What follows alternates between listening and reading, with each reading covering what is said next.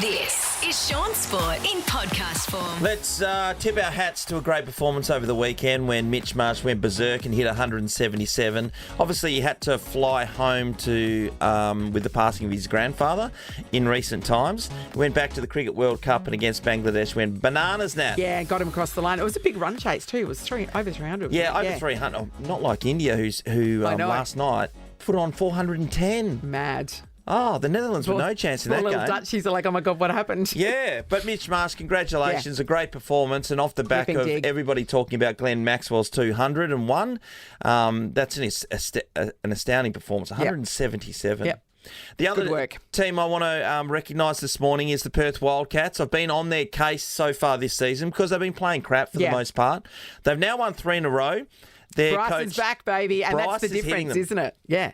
He was not hitting a shot before. Nope.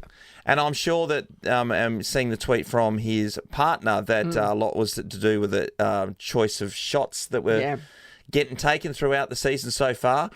He has hit his stride and he was outstanding on the weekend. Natalie, you went along? I was there on Friday night, yes. And, it was the Bryce show for sure. It was, he was amazing. So good. There's a couple of things that have changed in the way John Riley's gone about his team. He's shortened the rotation in a big way. He did this last year as well. Yeah, he did this leading into the finals when they had a big run to be able to make the finals in the first place.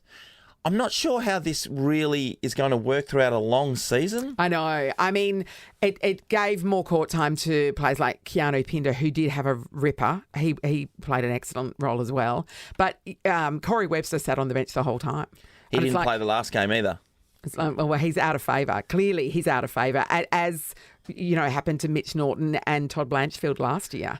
Like, once John really goes off you, he really goes off you. He really does too. I want to say Jesse Wagstaff has been a person they brought into onto the ground more often in the last couple of games, and therefore there's been a turnaround event. His leadership is next level. Well, that's the thing. I think they underestimated having the talent versus having somebody with experience being out on the floor, doing the right thing at the right time. Marshalling the troops, and he does it better than anyone. He's so good at it. Yeah, and he was hitting shots over the weekend because opposition teams leave him open. I know, fools. And they can train a three-pointer every time. Yeah, but they're going to continue to do that. Yeah. But as long as he gets his minutes here and there, then they're going to have a chance to win more games. Yeah, so and I if think he it's gets a really good call. 10 or 12 points a game, that's the difference.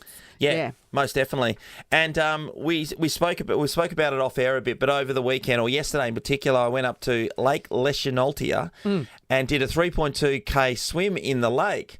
When we got there, it's a beautiful setting, by the way, up there. And I shout out to a lot of people who said g'day and they listened to the show from Mount Helena and Glen Forest. You're up in the hills. It's miles away from Valley. where we live. Yeah, went to a great pub up there, Mounties, that was... nice. I felt like I was in a real country town setting. It was bloody brilliant.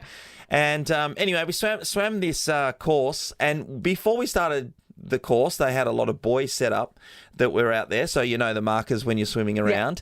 And the wind was so strong at times that it blew the course all skew with.